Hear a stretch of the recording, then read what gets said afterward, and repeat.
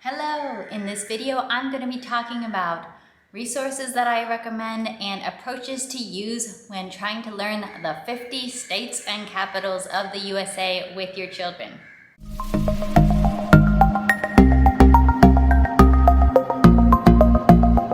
Now, memorizing the 50 states and capitals is something that pretty much every American school child does at some point. And many homeschoolers will pick a year or so to focus on really learning the geography of a very large country and memorizing states and capitals, and also trying to just generally get a mental grasp on what goes where in this big country. Understanding the geography can really help to understand the significance of different historical events, and it is useful to know. I would argue this is not just fun facts or rote memorization, but this is actually useful, real-life, practical knowledge. So pretty much every homeschool family from America does this at some point, and you might expect to actually go through this a couple times, cycle through a couple times with kids at different ages. Our family is going through Gentle and Classical Sequence 1 this year, with schedules for geography, learning all the states and capitals.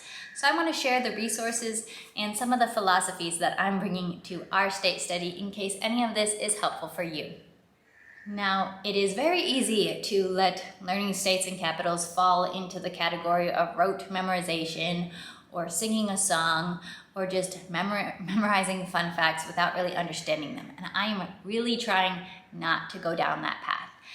And I want you to think about, for your family, what can help bring this out of the level of trivia or fun facts and make it meaningful and interesting for your children. For me and for my family, we love travel.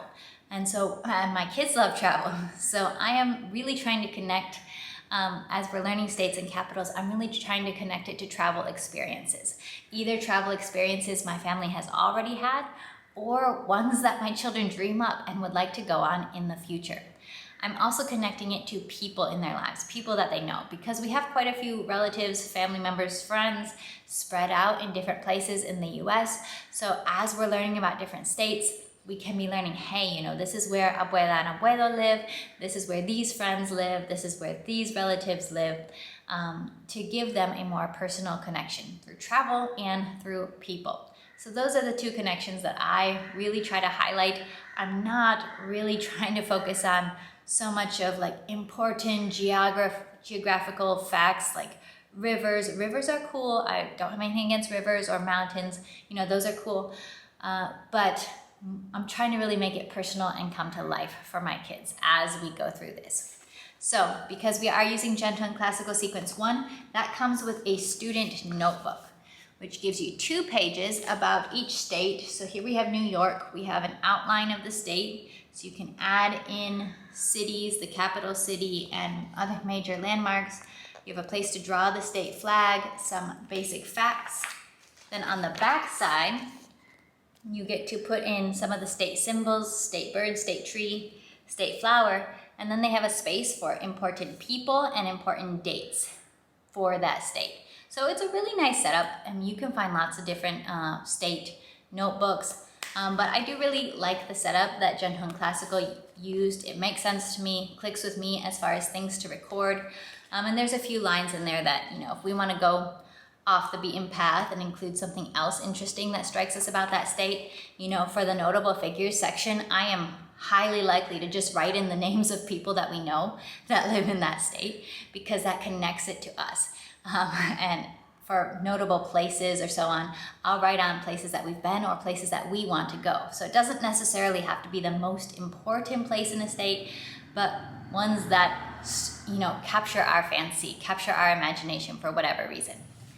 Now, a few resources that I have to help us as we're filling out this notebook and as we're really trying to master these 50 states are, I bought some US flag stickers, because you can draw the flags, but I very quickly realized that drawing state flags is not always very easy. I mean, let's look at Connecticut right here. And I'm from Michigan, so I know the Michigan flag itself is also rather complicated. And of course, you can rough it out. You can draw it, but you could also use stickers. Stickers are fun.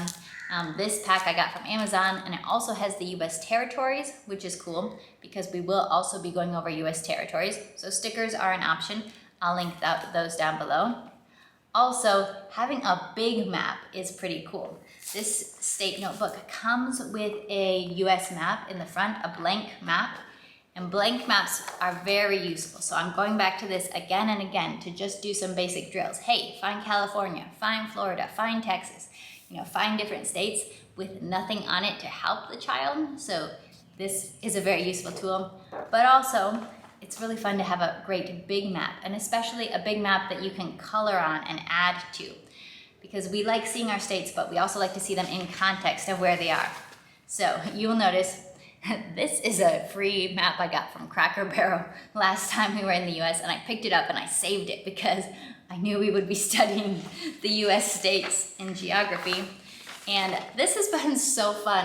My son decided he wanted to draw the state flags of each state as we're learning about them, which I know will be very difficult with some of the smaller states and with some of the more difficult flags, but that's what we've been doing so far, is drawing simplified versions of the state flags.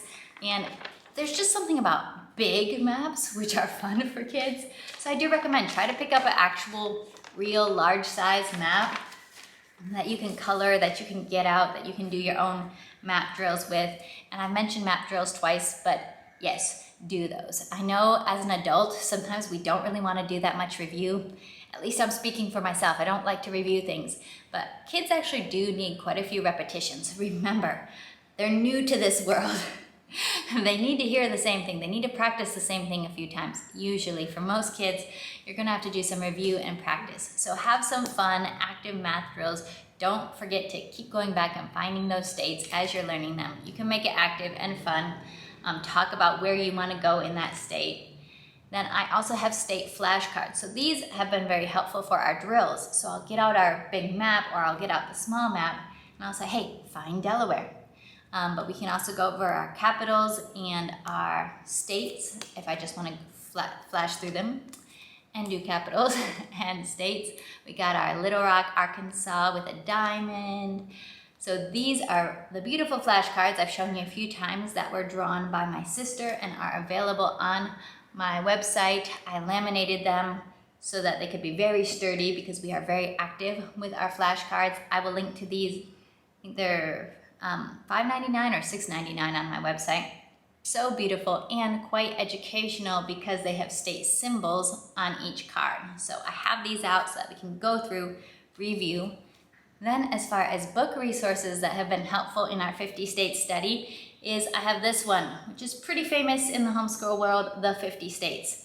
This book is aligned with this student notebook from Gentle and Classical. So anything it's telling you to find, like the statehood date or the postal code or the statehood order, all of that info can be found on the page spreads in this book. And this has one page spread for each state in kind of this type of format right here. So you can kind of see a map of the state.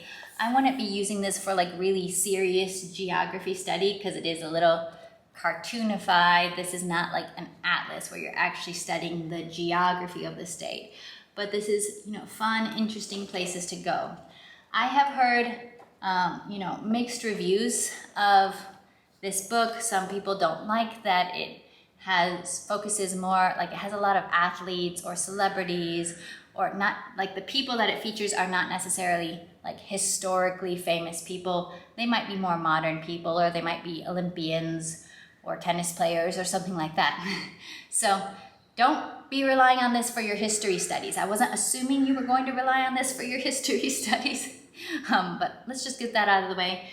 This did have mixed reviews, so I wasn't sure what to think going into it, but I went to the page of Michigan to see what I thought of it, because I am a Michigan girl, and when I went to this Michigan page, I felt like it did a really good job of representing what you ought to know about my state, the places that are really worth knowing. It has Isle Royale National Park. We've got the Mackinac Bridge, Root Beer Falls, Tacamanon Falls.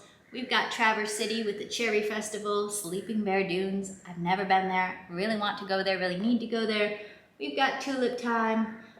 We've got talking about the Joe Louis fight, Joe Louis Monument, Cereal City, Kellogg's, State Capitol, Petoskey Stones. We've got Henry Ford, Stevie Wonder, Christopher Paul Curtis, Like, yes, there is an Olympic gymnast here, which I don't know, Jordan Weber. I'm not that much into sports. Probably people who do follow the Olympics and do follow gymnastics would know. I don't have a problem with that myself. To me, as a Michigan girl, I thought this had a lot of stuff that, yeah, you know, if you're doing a quick overview of great places to go in our state, great things to know about our state, seems pretty good. So, and other states that I've looked through, this has been really cool. My kids enjoy it, and it does make it easy to find good information to put in here.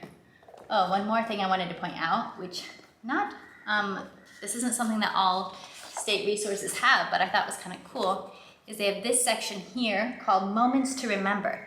And this is historic dates from this, like, that have something to do with the state. So we have 1622 when Etienne Brulé, French explorer, came and saw our pleasant peninsula. So we have when Motown Records was founded in Detroit, when the car production plant, Henry Ford's first plant, began using the first moving assembly lines. It's a big deal for Michigan history.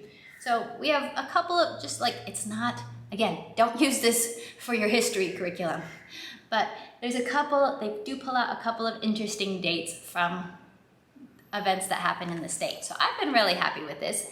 I had heard the mixed reviews, but to me, it is a very worthwhile resource. I got it from Amazon. A lot of times it seems like you can find this discounted there. So go ahead and look for it discounted on Amazon, or else check my favorite, Thrift Books. And then I got one more book, because, you know, pretty geography books. This one is kind of from the same series, 50 Adventures in the 50 States. And I got this specifically because of the focus that I wanted to include on traveling. Like, if we visited all these 50 states, where would we want to go? And this one my boys have really, really enjoyed. And I think it's one that we're going to go back to again and again.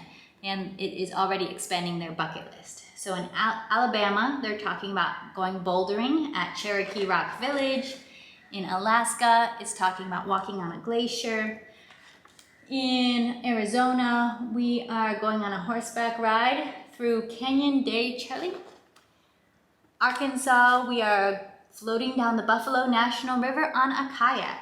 So it just like picks one adventure, one outdoorsy place to go in each state of this beautiful country. So they talk about an adventure you can go on, but then they have different facts that are maybe about the place or about the wildlife, about the plants, different places to go. Here in Colorado, we're climbing a frozen waterfall.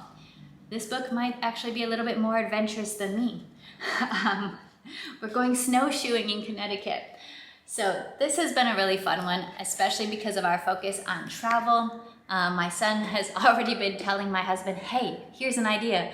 How about we go visit all 50 states and we make videos of our visits to all 50 states? And then my husband glares at me and is like, I wonder where that came from. And I'm like, I have no idea. I'm totally innocent. Maybe not so much. But those are the resources that we are using and the approach that we're taking as we are working on learning the 50 states this year. You can also find songs on the internet to learn and memorize. I haven't really been doing songs, but I have been just trying to say them with a rhythm, a catchy rhythm that they can remember. Juneau, Alaska, Juneau, Alaska, Montgomery, Alabama. And then I hear my 4-year-old on the swings at the park swinging and saying, Montgomery, Alabama, Montgomery, Alabama. So I'm like, hey, the rhythm works. So don't forget rhythm or song as you're learning these as well. Sometimes you just need that rhythm to get them down. I hope some of these resources or some of these ideas are helpful to you if you are looking at learning the 50 states, states and capitals, or U.S. state geography with your children. We're having a great time doing this. If you are looking on deep diving into the history and geography of one particular state, that's a little bit different. And I have some different resources I can recommend to you there. Feel free to chat with me more in the comments. What have you done as you and your family are learning the 50 states of the USA? I'll talk to you next time. Don't forget to subscribe for more nerdy homeschool videos. Bye!